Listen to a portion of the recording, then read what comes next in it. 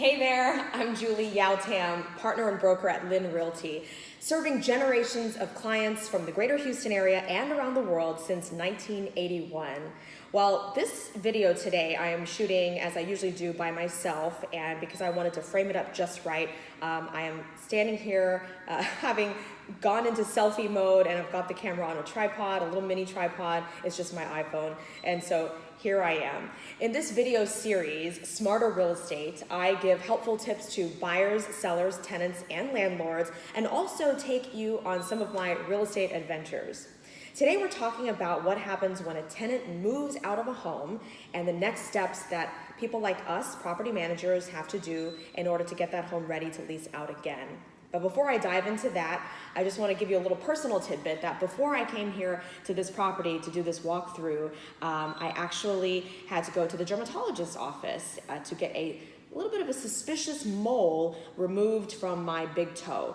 Now, because my skin is fair, doctors do take a little bit more close of a look at any suspicious moles on my body. I've had several moles removed in the past, and they all turned out to be okay, so hopefully this one will come back just okay from the biopsy, but we will wait and see. Okay, so I am here in this beautiful remodeled home in the Woodlands. This is one of more than 300 rental properties that our company manage. We manage mostly residential, houses, condos, townhomes, duplexes, all sorts of different types of housing all around the greater Houston area, even mid and high-rise units. So this is a single family home. Now, we also manage a few commercial properties, by the way. When I come out to a property like this, there's a few things that need to happen beforehand. Of course, the previous tenant who just moved out, we need to confirm that they are in fact out. In this case, tenant returned their keys and garage remotes, so we were all set. Then we have to call and get the power turned on so that we can come in and see, and also be able to notice if anything is not working, if there's any sort of electrical issues that are pretty obvious, if any light bulbs are burned out. My job initially is just to come through and visually inspect the property. I'm not a repair contractor, so I'm not going to come in, and I'm not an inspector, so I can't be testing all the systems, but that's the next step for our contractor to come in and do. For me, I'm just going to assess the property and its move-out condition. So, armed with a key for the front door and a lockbox to put up on the front door for myself to be able to access, and also our contractors who will need to come in, I come to the property and I have this residential lease inventory and condition form. Now, this is private information. We definitely don't want to share tenant or landlord information or any specifics about the property in these public videos. But this sheet is where the tenant had listed out any problems they saw or observations, anything from as minor as a little bit of a paint scuff to perhaps the garbage disposal not working in the kitchen sink. And they will log all of this information throughout the entire property, inside and outside. And then we also look at it when the tenant turns it into us to make sure it is accurate and reflects what the move-in condition really was. I also, or whoever on my team that's responsible for that property, would have taken photos of the move-in condition so that we have a record of what the property was like before the tenant moved in. Now, when we come in, we will take new photos to see what the current condition is, and we focus on any problems there might be, anything that was left damaged or dirty, any trash left behind, that sort of thing.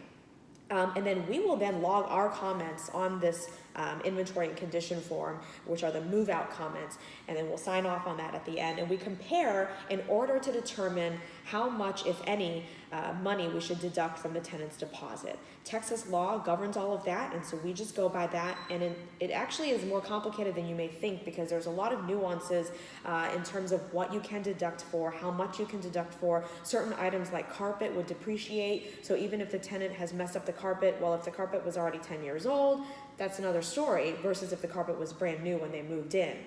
I also brought along these garage remotes. We like to test them and make sure they still work.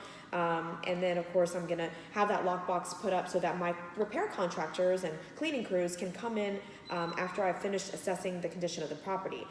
So before those contractors come in, I come in, or someone else from my team, to make sure that I'm the only person who's walked into the home, so nothing's been tampered with, and then we have an accurate log, both photographic and also written, of what's going on in the property.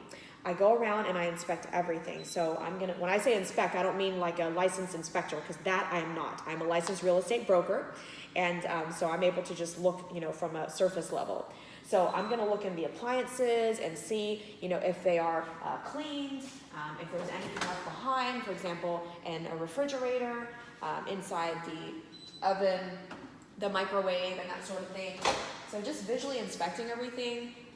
This video is going to be short, so I'm not going to go around the whole house for you, but you get the idea. I also open up cabinets. We want to see if they're clean, things are left inside. We check all the countertops, the flooring for any damage, the walls for any holes or paint that needs to happen, and that sort of thing. And then I start sending in my repair contractors. So first of all, there's essentially the long-term maintenance that needs to happen while the home is vacant, while we are getting things done and then putting it on the market to have showings and eventually a new tenant moving in. And those things are keeping the property clean and the lawn maintained. Those are ongoing things that need to happen. The lawn needs to be maintained because grass doesn't stop growing, especially in Houston. We get a good amount of rain, and weeds as well. So we have to have the lawn maintained for good curb appeal, and so we don't get a letter from a homeowners association or from the city that we're in. This house is in the Woodlands, and so it's governed by the township of the Woodlands. And then of course cleaning. As the contractors, go in and out, they're going to, probably bring in a little bit of dirt and debris, and so we're going to send our cleaning crew in last. So repair contractors and painters come in first, all the dirty work, and then of course any flooring that needs to be replaced, we want to get new carpet in after, painting and dirty stuff, so that there's not a chance that that could be ruined, that the new carpet could be ruined. And then the cleaning, of course, may need to happen also while the home is on the market, because as people are tracking in, debris from outside, we want to make sure the home looks nice and, presentable. So we're not going to go to an extreme and spend the landlord's money, when it doesn't make any sense, but certainly if there's a bit more foot traffic and mud and dirt, then it's time to come in for what's called a touch-up clean. And that's when our cleaning crew charges a lower fee. And our cleaning crew, and really all of our contractors, they charge very affordable rates, because we give them volume work. Since we manage so many properties, they get a lot of work from us. So it's really beneficial to our landlords overall, versus if you are just an individual landlord calling out some repair contractor for your 1 or 2 properties. Or even a few properties. We have over 300. Okay, so if you're a landlord that owns that many properties and you run a business managing those properties, then props to you. Otherwise, folks like us are going to be able to take away that headache for the landlords we manage for. Okay, so before the tenants move in, we got to do what's usually has to happen is a final clean. After all the foot traffic from the showings, we got to come in and take care of that. Sometimes people, as they're going through showings, may use the toilet. Mildew may form. They may leave a piece of trash lying around. They have a snack they bring into the house. So there's all those little things that need to happen. We have 30 days to refund the tenant's deposit, and so we want to make sure that all of these things happen within those first 30 days. That's 30 days after the tenant has moved out, their lease has ended, and they've provided a forwarding address. After all of those things have completed, then 30 calendar days starts counting. I think that is actually the alarm system keypad beeping. All right. Sometimes we hear smoke alarm beeps, and so that means our contractor needs to change the batteries.